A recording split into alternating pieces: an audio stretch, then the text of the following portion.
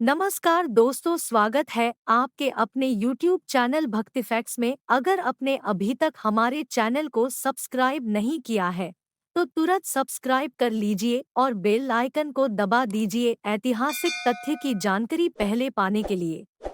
परशुराम की कहानी इस प्रकार है कि परशुराम का जन्म एक ब्राह्मण परिवार में हुआ था। उनके पिता महर्षि भृगु के पुत्र महर्षि जमदग्नि और माता रेणुका थी। उनके जन्म के संबंध में प्रचलित पौराणिक कथा के अनुसार महर्षि जमदग्नि ने पुत्रेष्टि यज्ञ किया था, जिससे प्रसन्न होकर देवराज इंद्र ने उनकी पत्नी रेणुका को वरदान दिया था। इस वरदान के परिणामस्वरूप ही उनकी पत्नी रेणुका के गर्भ से वैशाख की शुक्ल तृतीया यानी अक्षय तृतीय को पांचवें पुत्र के रूप में परशुराम का जन्म हुआ। परशुराम का जन्म स्थान मध्य प्रदेश के इंदौर जिला ग्राम मानपुर के जानापाव पर्वत था। परशुराम का इतिहास। परशुराम जी का उल्लेख रामायण, महाभारत, भागवत पुराण और यहाँ तक कि कल्कि पुराण तक में मिलता है। वैसे उनकी लोकप्रियता का सबसे बड़ा कारण अहंकारी और धृष्ट है वंशी क्षत्रियों का पृथ्वी से 21 बार संहार किया जाना है। मान्यता यह भी है कि भारत में मौजूद अधिकतर ग्राम भगवान परशुराम द्वारा ही बसाए गए हैं। उनका प्रमुख उद्देश्य पृथ्वी पर हिंदू वैदिक संस्कृति का प्रचार प्रसार करना था। भगवान परशुराम भले ही ब्राह्मण परिवार से संबंध रखते हो, पर वे केवल ब्राह्मण समाज के ही आदर्श नहीं हैं, बल्कि पूरे हिंदू समाज के आदर्श माने जाते हैं। सतयुग में जब उन्हें भगवान शिव के दर्शन करने से गणेश जी द्वारा रोका गया तो उन्होंने अपने परशु से गणेश जी के दंत पर प्रहार कर दिया था। तभी से गणेश जी एकदंत कहलाए। प्रभु श्री राम के काल में भी उनका उल्लेख हमें मिलता है, तो महाभारत काल में भी उन्होंने श्री कृष्ण को सुदर्शन चक्र देकर उपलब्ध कराकर अपना प्रमाण दिया। इसी वजह से यह कहा जाता है कि कलिकाल के अंत में भी परशुराम अवतार अवश्य ही दिखाई देंगे। ऐसे पड़ा परशुराम नाम। परशुराम भगवान विष्णु के छठे और आवेशावतार माने जाते हैं। अपने पितामह महर्षि भृगु द्वारा किए गए नामकरण संस्कार के बाद राम कहलाए और शिवजी द्वारा दिए गए फरसा के कारण उनका नाम परशुराम पड़ा।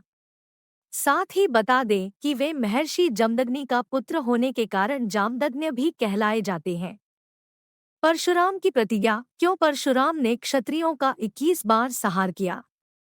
प्रतिज्ञा से जुड़ी परशुराम कथा के अनुसार है वंश के क्षत्रिय राजा सहस्त्रार्जुन को अपनी शक्ति का बहुत घमंड हो गया था और इस घमंड के चलते उन्होंने ब्राह्मणों और ऋषिमुनियों पर अत्याचार करना शुरू कर दिया। ऐसे ही एक बार सहस्त्रार्जुन अपनी सेना लेकर भगवान परशुराम के पिता महर्षि जमदग्नि के आश्रम पहुंचा। महर्षि जमदग्नि ने सेना का खूब आदर सत्कार किया और अच्छे से खान पान की व्यवस्था भी की। महर्षि जमदग्नि ने आश्रम में मौजूद चमत्कारी कामधेनु गाय के दूध से समस्त सैनिकों की भूख को शांत किया। सहस्त्रार्जुन के मन में कामधेनु गाय के चमत्कार को देखकर उसे पाने का लालच पैदा आया।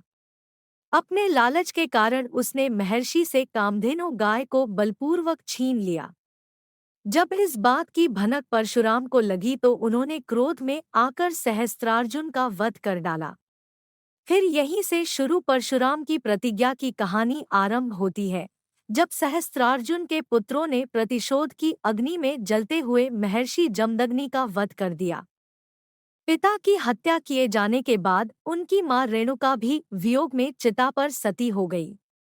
परशुराम ने अपने पिता के शरीर पर 21 घाव को देखे थे। इन घावों को देखते हुए ही उसी क्षण परशुराम ने प्रतिज्ञा ली कि वह इस धरती से समस्त क्षत्रिय वंशों का 21 संहार करेंगे। भगवान परशुराम के कितने नाम हैं?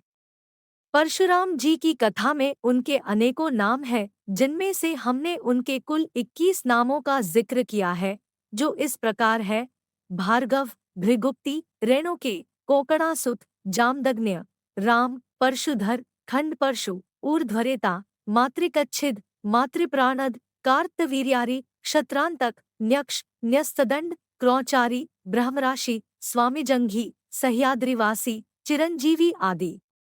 परशुराम ने माता का वध क्यों किया? परशुराम ने अपनी माता का वध अपने पिता महर्षि भृगु के कहने पर किया था। जब रेणुका के देरी से आने के कारण क्रोध के आवेग में महर्षि भृगु ने माता रेणुका का सिर काटने के आदेश दिया तो उनके सभी भाइयों ने ऐसा करने से मना कर दिया, जिस पर महर्षि भृगु ने उन्हें विचार चेतना नष्ट हो जाने का श्राप दे दिया था। जब परशुराम से उन्होंने ऐसा करने के लिए कहा तो श्राप के भय और अपने पिता की आज्ञा का उल्लंघन न करते हुए उन्होंने अपनी माता रेणुका का सर धड़ से अलग कर दिया। महर्षि भृगु परशुराम के आज्ञा पालन से खुश हुए और फिर उन्होंने वरदान मांगने को कहा। परशुराम ने अपने पिता से 3 वरदान मांगे, जिसमें से पहला वरदान था उनकी माता को जीवित कर दिया जाए। दूसरा वरदान था भाइयों की विचार चेतना नष्ट न हो और तीसरा वरदान था कि उन्हें मरने की स्मृति याद न रहे। भगवान परशुराम जी की पत्नी का क्या नाम था? श्रीमद् भागवतम में परशुराम के विवाह के संबंध में कोई उल्लेख नहीं मिलता है, इसलिए अधिकतर लोगों का मानना है कि वे आजीवन ब्रह्मचारी रहे। जबकि विष्णु पुराण में परशुराम की पत्नी के संबंध में हमें वर्णन इस प्रकार मिलता है। पुनश्च पद्मा संपादित यदादित्यो वद्धर्य यदा च भार्गवो रामस्तदा बुद्धित्व धातु। अर्थात पद्म का जन्म तब हुआ जब हरि आदित्य अदिति के पुत्र बने और जब वे भार्गव राम बने तो वह धरणी के रूप में आईं।